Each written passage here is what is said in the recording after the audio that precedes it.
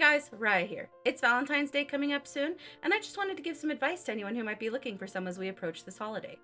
First, I want to talk to anyone who might not have someone special to celebrate with. I've been in that boat so many times. It's a different kind of pain and disappointment to be alone on that day, because it's a day dedicated to people who love each other. It can be so hard to experience a day where love is supposed to be all around and you don't particularly feel any directed towards you from anyone or from yourself.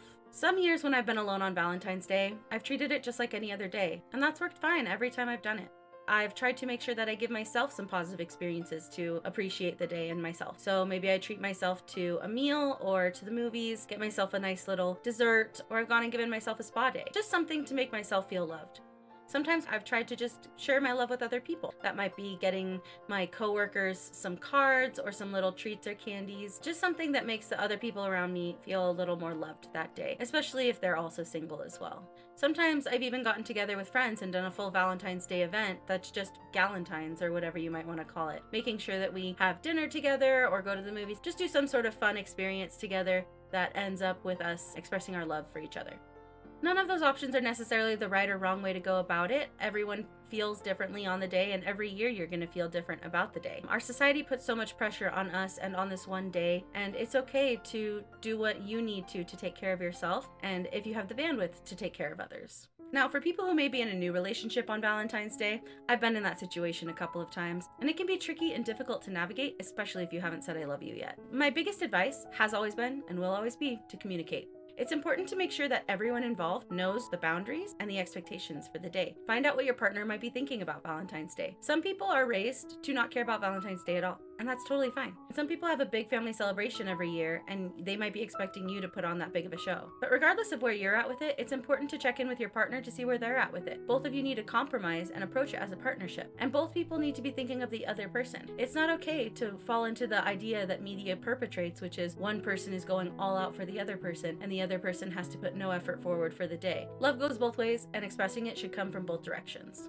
It's important to not be going into the holiday thinking, what gift am I going to get? What are they going to make for me? What is my perfect day going to look like? It's generally going to go a lot better for you if you're thinking about what the other person is looking forward to. Either way, make sure you're talking about it. Some ideas for how to open that conversation up might be to say, I'm really looking forward to trying a new restaurant with you this year. Where are you thinking we should go?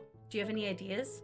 Or you might say, I'm looking forward to spending some time together, just us at home this year. It's going to be really nice to have some quality time together. Either one is good.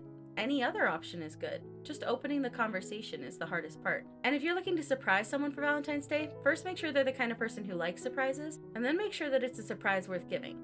No one wants to be surprised with leftover candy, a hastily grabbed and jotted in card, or something that was left over at the end of your work party that you grabbed on your way out the door. The biggest thing about Valentine's Day is making sure that the person you love feels loved. No one feels loved when they're a leftover or a last-minute thought.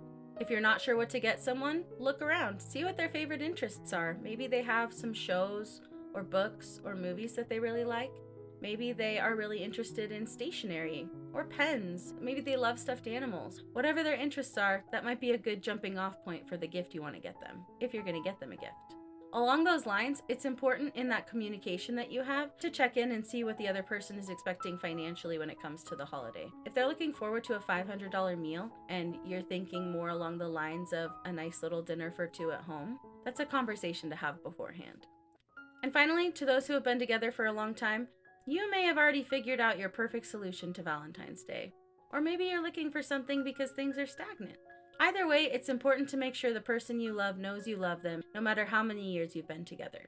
My husband and I have been together for 9 years, and at this point, we've figured out what works for us. We alternate every year who's responsible for planning Valentine's Day. The person in charge that year picks a new, probably fancy restaurant that we haven't tried before, and then they also make sure to get the other person a nice little treat to have during the day. This year is my year, so I've already picked a restaurant for us to go to that we haven't been to before, and then I'll get him a new chocolate to try, or I might make him some chocolates, depending on what I'm feeling this weekend. Now, he might go and get me flowers or some candy, since I don't like chocolate, even though it's not his year officially, but that's just the kind of guy he is, and I don't have an expectation for that, because this year is my year, so the expectation has already been set, and therefore it will be met.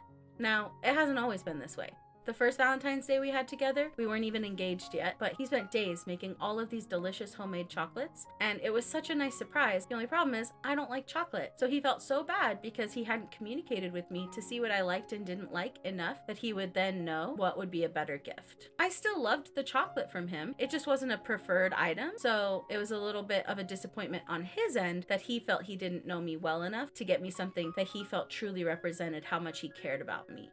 But don't worry, he hasn't made that mistake again. And that's really the big message about Valentine's Day. Putting in just a little bit of extra effort to make the other person feel good about themselves. Sometimes that other person is someone you've known for decades. Sometimes it's someone newer in your life. And sometimes it just has to be yourself that year. But either way, it's important to take time to love and care for yourself and the people around you. Because the only thing we have in this world is the positivity we put into it. So no matter where you're at this Valentine's Day, whatever you're going through, or whatever you're hoping to get out of the day, I hope that you found some advice worth acting on in this video, and that you give something new a try. Happy Valentine's Day!